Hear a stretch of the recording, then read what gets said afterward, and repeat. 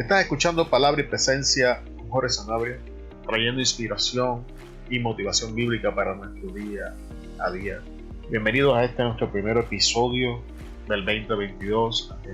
Muchas felicidades, te bendecimos en este año nuevo. Esperamos que la bendición de Dios te alcance y cambie tu vida de una forma inigualable. Que este sea el año donde veas cumplimiento de promesas, donde alcances nuevas metas en el Señor, donde experimentes el fruto y la cosecha del Señor en tu vida. Te bendecimos en el poderoso nombre de nuestro Señor Jesucristo. Y en el día de hoy vamos a estar hablando bajo el tema apreciando la palabra declarada sobre nosotros. Apreciando la palabra declarada sobre nosotros. En el último mensaje que tuve el privilegio de predicar en la iglesia donde me congrego bajo la tutela de mi pastor Oliver Pineda, hablamos de lo único que Dios no puede hacer, y es que la Biblia nos enseña que Dios no miente.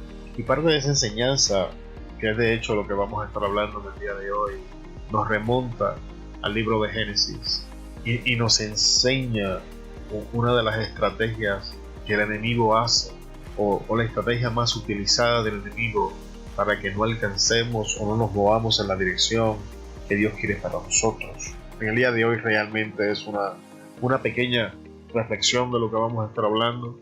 Es el propósito de esta corta enseñanza, retarte a que en este nuevo año entres con una mentalidad diferente, que entres con una mentalidad de expectación de parte del Señor, que cada día durante este año vivamos esperando ver la mano de Dios moverse en nuestras vidas.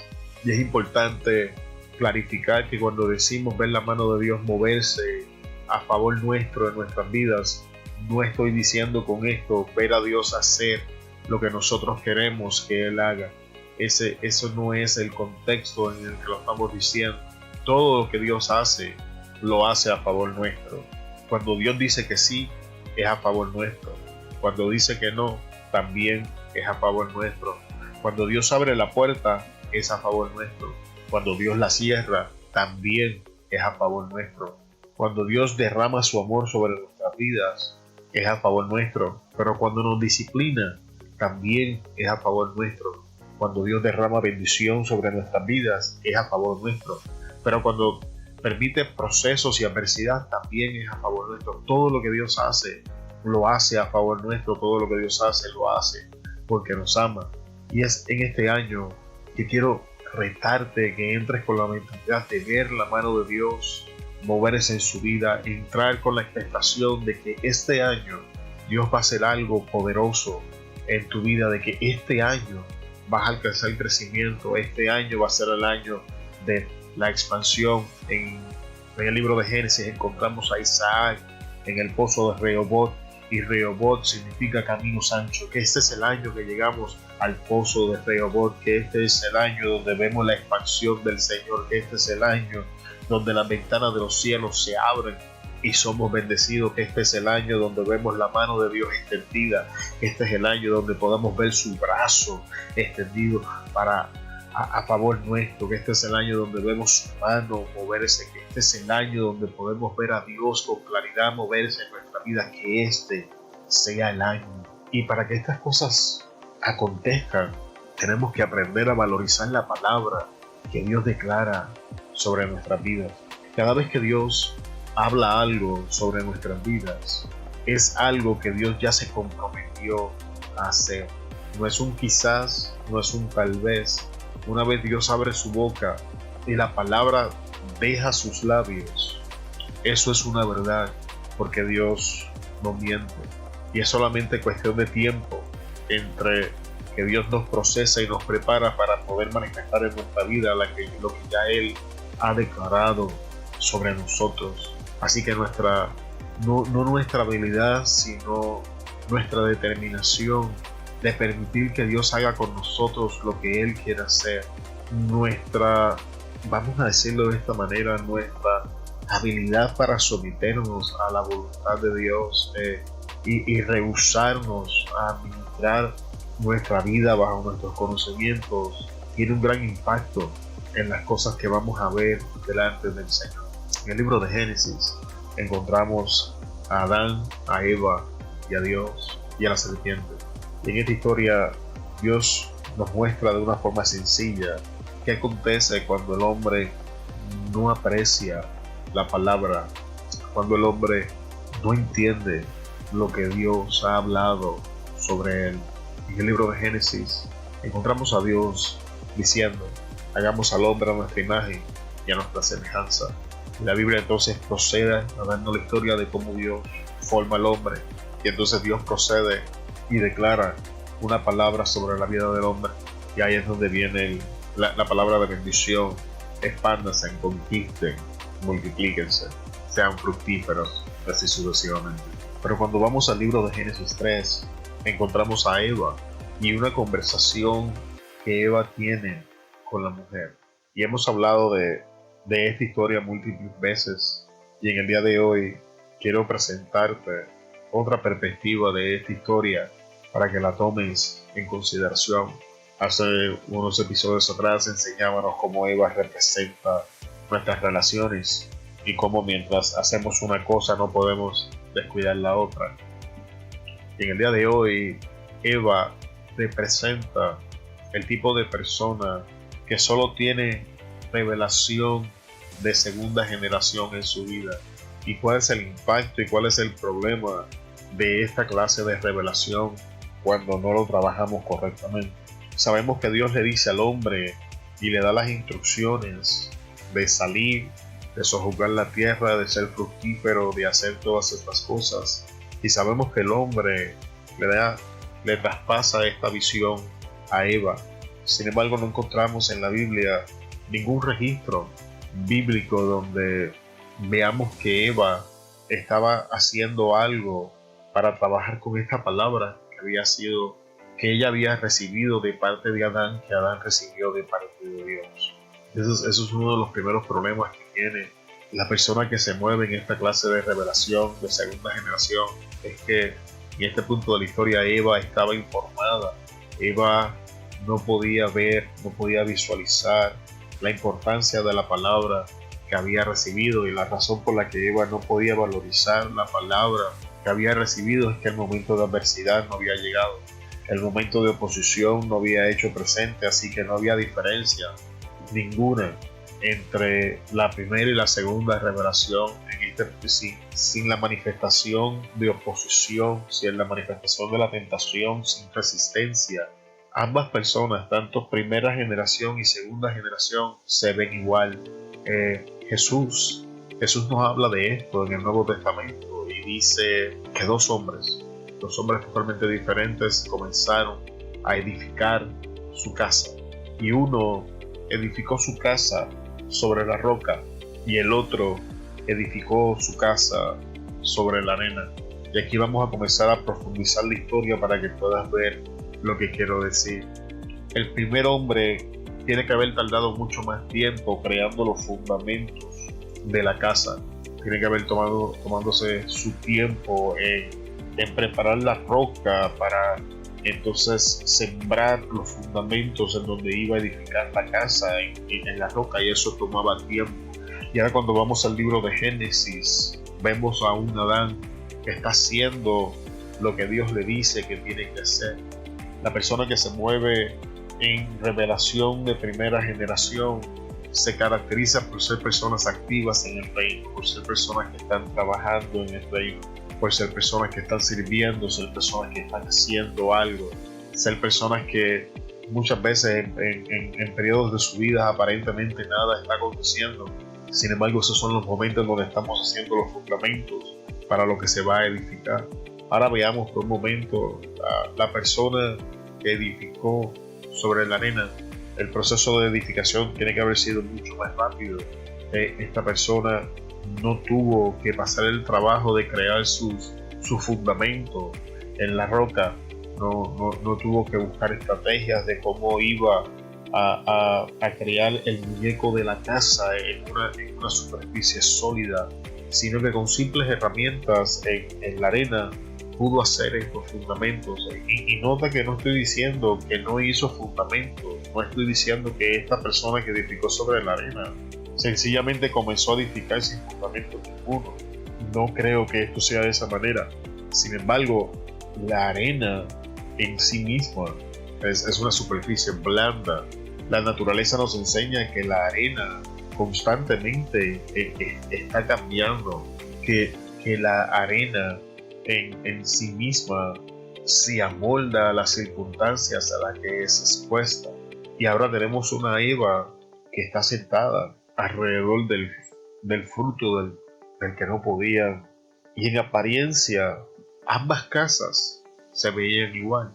Una vez el producto había sido terminado, la apariencia decía que ambas casas estaban bien hechas. Ambas casas servían a su propósito. Personas venían y las habitaban. Y en el huerto del Edén podemos ver lo mismo. Podemos ver que en apariencia ambas personas están ejerciendo su función, que ambas personas están haciendo lo que tienen que hacer. Sin embargo, la Biblia me enseña en la parábola que no es hasta que llega la tormenta, no es hasta que llegan las aguas, no es hasta que llegan los vientos, que todo entonces queda expuesto ante la luz. Y es entonces y solo entonces donde podemos ver la diferencia en estas dos clases de personas. Y quiero cambiar tu perspectiva en este día de la adversidad, de los procesos, de las dificultades de la vida. Porque aunque en estas dos historias tenemos dos personas independientes ejerciendo estas funciones, tenemos a Adán, tenemos a Eva, tenemos el hombre que construye en la roca y el hombre que construye en la arena, haciendo estas cosas de forma independiente, que es una forma de mirarla como dos personas independientes. Sin embargo, quiero someter a tu consideración que hay otra forma de ver esta historia, y es que podemos ver esta historia como las áreas de nuestra vida, áreas totalmente independientes, pero que forman parte de una sola persona, y como en algunas áreas edificamos sobre la roca y como en otras edificamos sobre la arena, como en algunas áreas nos movemos en revelación de primera generación y como en otras nos movemos en revelación de segunda generación. Te expliqué al principio que Adán recibe sus instrucciones directas de Dios y Eva las recibe y Adán. Y es en la adversidad, es en el momento difícil donde se sabe qué clase de revelación estamos usando. Y es por estas razones que Dios permite los vientos, es por estas razones que Dios permite las tormentas, es por estas razones por las que Dios permite las aguas, para continuar el proceso de edificación en nuestras vidas de una forma correcta, para que hagamos una transición en nuestras vidas, de construir sobre una arena que está constantemente cambiando y comenzar a edificar en una roca que es estable, que es sólida. Y si todavía no entiendes el simbolismo de la roca y la arena, la roca habla de Cristo, de la veracidad de la palabra, mientras la arena habla de la inconsistencia de la verdad del mundo.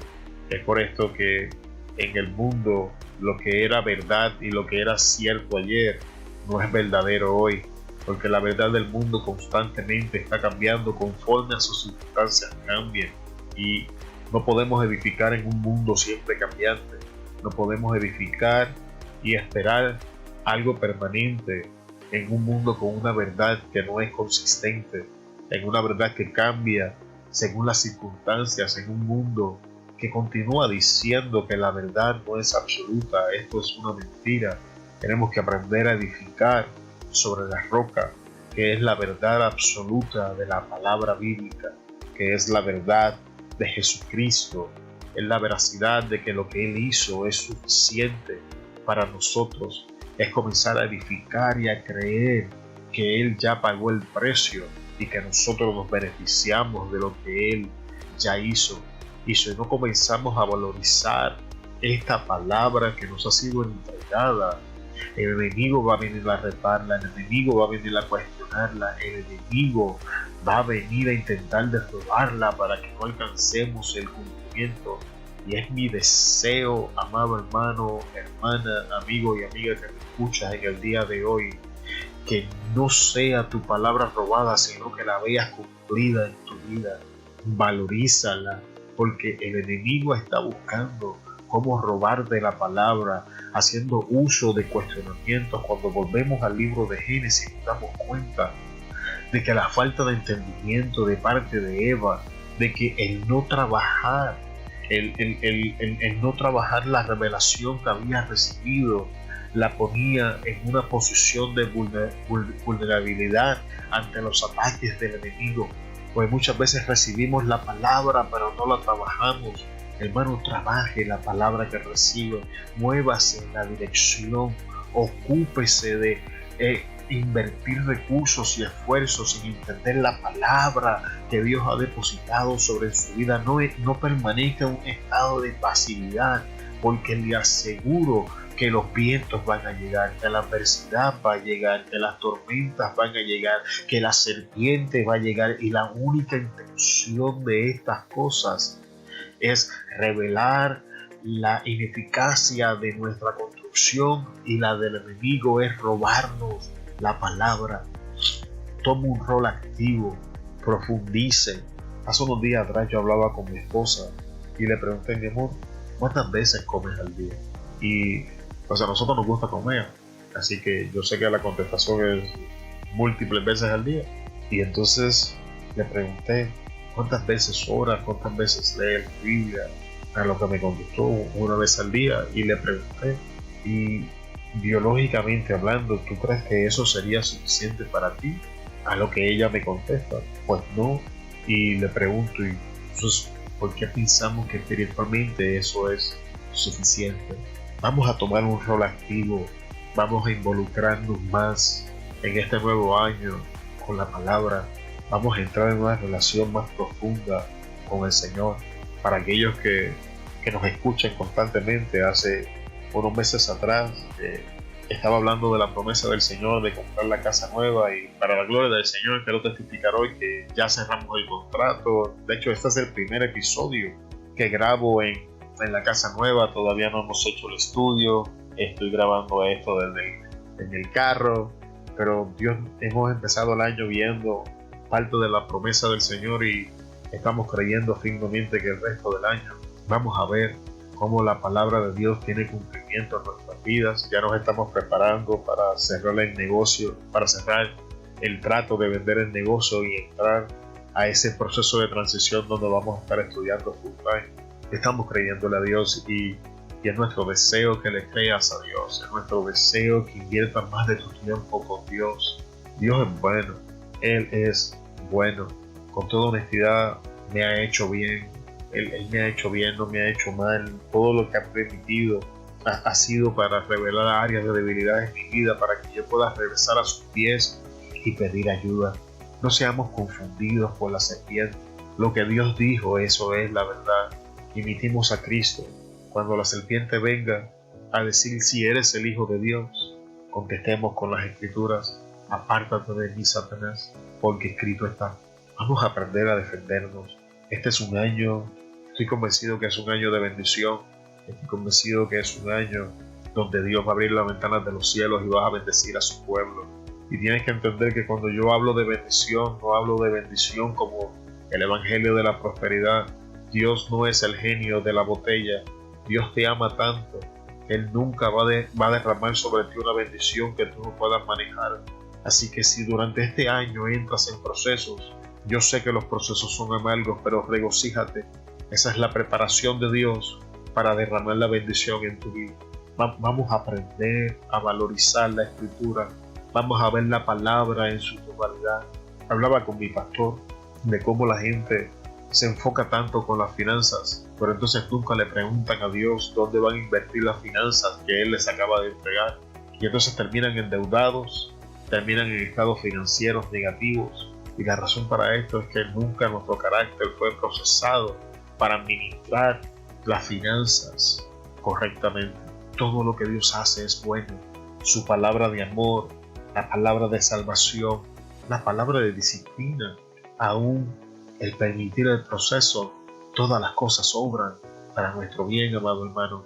Valoriza la palabra que estás cargando. Yo no sé qué palabra cargas. Si cargas una palabra de sanidad, valorízala. Si cargas una palabra donde Dios te promete un ministerio, valorízala. Si cargas una palabra de restauración matrimonial, valorízala.